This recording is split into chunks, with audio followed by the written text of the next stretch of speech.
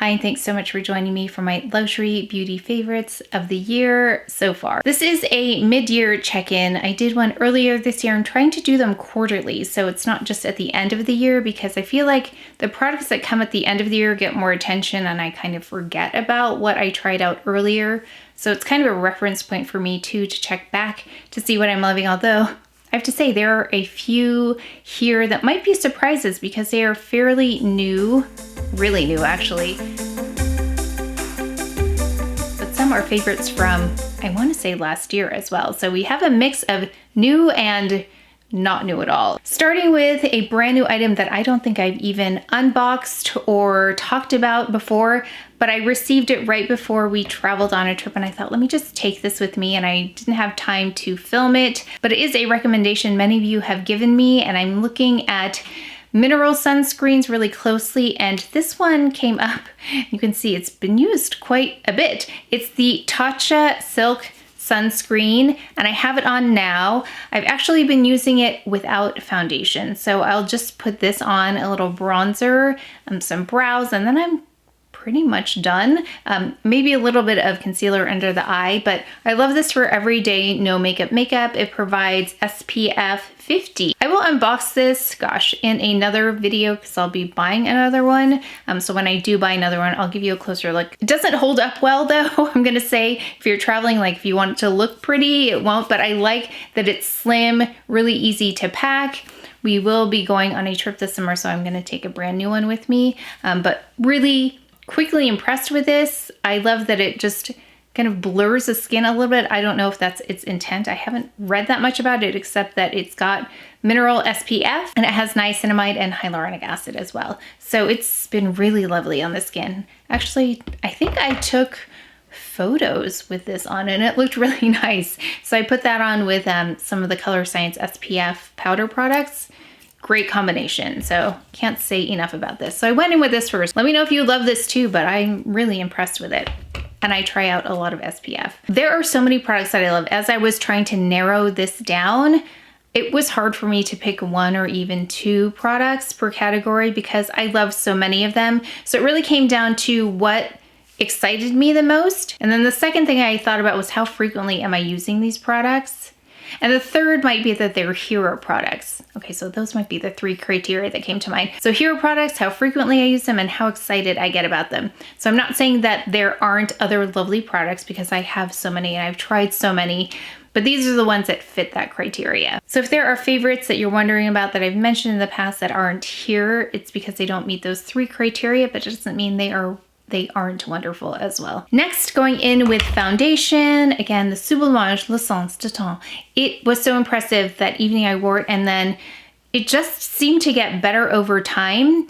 And if you've tried this, let me know your experience with it as well, because that's really a unique quality when it comes to makeup, is makeup that looks better over time versus falling apart. Really happy with how this looked.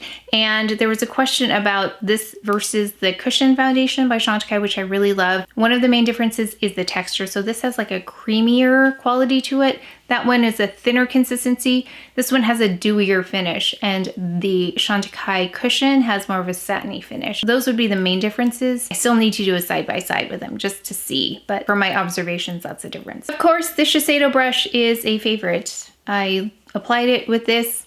Everything always looks so beautiful with this brush, so that is not a surprise. Concealers, these are not new. Favorite concealers, they are constantly favorites. So we've got the SISLEY Under Eye Concealer in the shade 4. We have the La Prairie in the shade 4, and I have tried different combinations to try to replicate this duo. I haven't found a combination that matches this yet. There are some that come really close, but this one I need it to really look perfected. I will go in with the SISLEY and the La Prairie. And then for face concealer, Clé de Pose concealer in Mocha is still the best for the face. It just is really great on those areas that have more texture to begin with. When I add layers, I can really start to see texture, except for something like this, because it's so opaque. A little goes a long way. I love this one. Plus it has SPF as well as a brightening ingredient, which makes sense. When you're trying to cover dark spots, why not work on the dark spots at the same time to help improve them? Also not new, Clé Concealer Brush. I use it under the eye. I use it for the concealer on the face as well. It just makes for such beautiful application. It makes the concealer go a long way because it doesn't absorb anything in here or virtually anything in here. So you really get to maximize the product. Of course, setting with Chantecaille's Perfect Blur Powder. I will have hauled and probably tried some new makeup by the time this goes up. So just know I haven't compared these products to some of the new products. Like I have new Chanel and Westman Atelier coming in. So those have not been compared to these yet. But as of now, I'm still loving the Chantecaille Perfect Blur Powder in light medium. It's such a game changer. Hero product. And then I went in with this, which is fairly new, but it's perfect for someone like me who doesn't love highlighter, because to me, I just want some illuminating features, and this does exactly that. This is the Clé Luminizing Face Enhancer. This is an 018, and I applied it here, and I show you how actually I've used it as a bit of a, not concealer, but when I go in with a TATCHA product, I've gone in with this, and then I've just gone in with this right over my dark areas, and it distracts the eye enough that I don't add concealer. But you'll get to see how the Clé product can distract from imperfections, discoloration, things like that. But it also has to kind of be in a spot where you want illuminated. So if it was here that I had a darker area, I probably wouldn't use this on it. But because it's right in front of my face, whoa, the lighting. But because it's right in front of my face, that's a really good place to use this. And when used light-handedly, it does not emphasize texture. So I love this. This is Hero product game changer. I need to do a Hero product video at some point.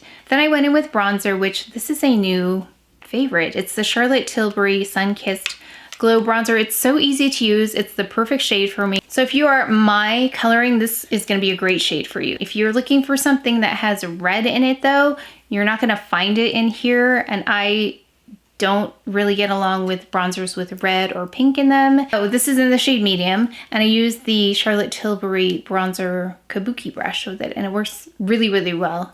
Really, really well.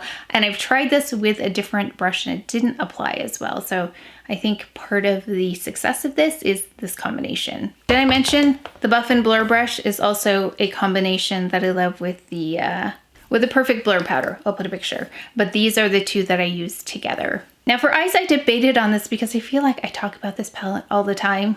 In fact, I just did a look with it, a little bit more dramatic look with it, but it's also really versatile, and I thought this is the one that I'm pulling for quite a bit. Even though I have access to so many gorgeous palettes, this is the one. It's Tisse Rivoli. I will be hard pressed to find a palette that beats this one, but I took this shade, just one of the shades today, all over the eye, this one, and you'll get to see the application because I filmed it. If you don't already have Tisse Rivoli and you're thinking about it, it is one of my most used palettes, and again, I have a lot, most used quads of Chanel. Yeah, I think it's one of my most used palettes ever, I'm gonna say. I don't know if I've used another one as much as I use that one. So I went in with that, and then I went in with this, which has been on repeat. Typically I'll use this just without a brush and just use my clean hands here, but it's the Luminescent Eye Shade in Elephant. This is a daily for me. I travel with this. I put this in my makeup bag. So I layered this over the Tisse Rivoli, just so you could see it on, but they actually work really quite well together because this is described as a taupey gray. Yeah, a taupe gray. So those work really well together. Plus I like this because you can really interchange eyeliners to change it up. So you could go with something like Black Forest or what is that one called? The Jade one by Chanel, the new one that I've actually been using quite a bit. Or you could go in with something like Amethyst, and that works really well. You could go in with a navy liner, and that works really well. So you can go in so many different directions because of the shade of this particular shadow. And you can add water too if you're in a pinch and you want an evening look and this is all you brought with you. Add a little water, you can definitely intensify this for a lovely evening look. So it's very multitasking. I went in with this as my go-to tight line in black, the Kajal by Chantecaille, which I have on here. That's the only eyeliner I put on. I didn't use any liner today aside from that. No kitten wing. I didn't go under with it. I just took a little bit of elephant and went under the eye with that.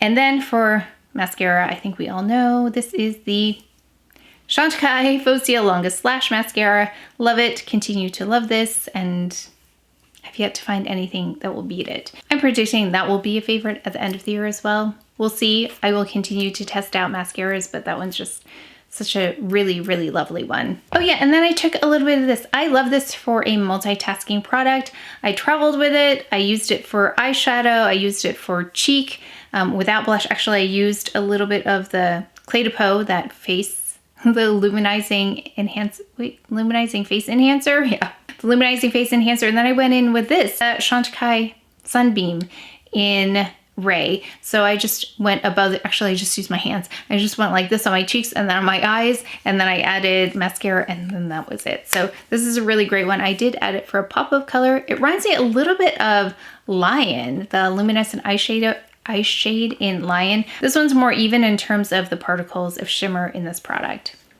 But yeah, that's a really lovely one. And then for eye primer, CHANTECAILLE's Eye Base in medium, the next generation eye base. I use this on repeat. I do have normal lids though. So if you have either extreme on eyelid, dry or oily, let us know how that works for you. But I can tell you for normal skin, it works really, really well. On the eyeshadow, I used this brush, the new Shiseido brush that I picked up. It's really nice for just applying color and then just pulling it out, which is what I did with that Chanel product.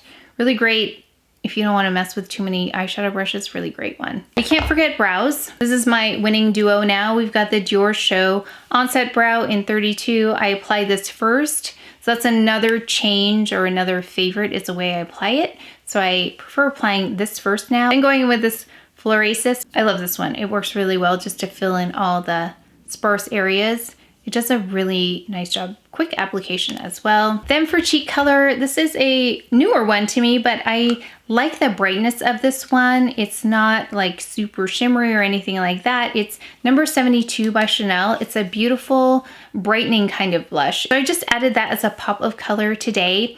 Oh, and I wanted to mention also the Clé de Peau Luminizing Face Enhancer. Is that what it's called? That one, the Clé de Peau product, also does a nice job of shearing out more intense blushes. You'll get to see that in the Get Ready With Me, but I love this shade because it's just the perfect neutral blush for me. I just want to show you where this falls with those Clé de Peau blushes that I like in terms of the shade. So this is 102. It's much cooler than this. It has a little bit of warmth in it, 72 by Chanel. And then this is the Clé de Peau 105, which is warmer. So you can see it's definitely cooler than that as well. And then, of course, to finish off, I love the Flower Power blush by CHANTECAILLE. I wish they would bring that one back as a permanent item, or at least that formula. It's so good. But I've since used it all up and just have enough that I can try and find a dupe for it. But this is close. This is the Valentino, and it's made many appearances in number 9. It's the Eye to Cheek. It's funny because I don't use this for eyes at all. Dual use blush and shadow. So I have that on top of the blush. It gives a little bit of a glow as well. A couple more brushes here. We've got the ROEN powder brush. I love this for the Clé de Peau luminizing product. And then this one I love for blush. It's the ROEN Blush and Blend. Love this one for applying powder blushes. But I love the Clé de Peau one. I don't know where it is right now because I didn't use it, for cream and liquid blushes. For lips, I love the Lip Potion by CHANTECAILLE. It's their lip balm. It's really nice, almost empty here. So I had that on a little bit in the video. And then I love this combination. I showed you Tea Rose. It's the Lip Chic by CHANTECAILLE all by itself first, so you could see what it looks like. And I do use this without a lip liner on a daily basis.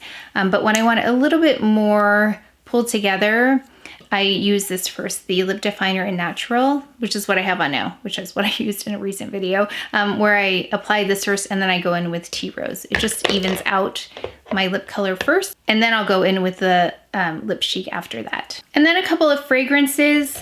I love this one for the daytime. It's really light, clean, and a little bit green as well, which is why I love this so much, but it's also really sophisticated. So I love You or Someone Like You. That's really nice. This one's a little bit more sophisticated than that. It's Basilico and Fellini. I've been wearing this nonstop since like spring, early spring, late winter almost, because it reminds me of warmer weather. It's such a beautiful one, and I love this bottle as well. So if you were looking for something a little bit different, I like niche fragrances because I feel like they're a little bit more unique. That's another reason why I love these niche fragrances. So this is a beautiful everyday fragrance. Then for evening, this is a really beautiful one, the Ruby Rain by House of Sillage. This has more of that full-bodied fragrance that a serious fragrance has. This has that. This is a more complex fragrance with some of my favorite notes. So it's got some of those citrus notes, but also the woodsy notes with it. Really beautiful one if you ever wanted to try this. And as always, I'd love to know what your favorites of the year are so far. What meet those criteria? What are game changers? What are things that are hero products? And what are the things that you are pulling for most frequently? Whether you purchased them this year or purchased them in the past, I would love to know. But that is it for today's video, so please take care of each other, stay well if you enjoyed this video. If you learned something, please give it a thumbs up, subscribe, and I will see you next time.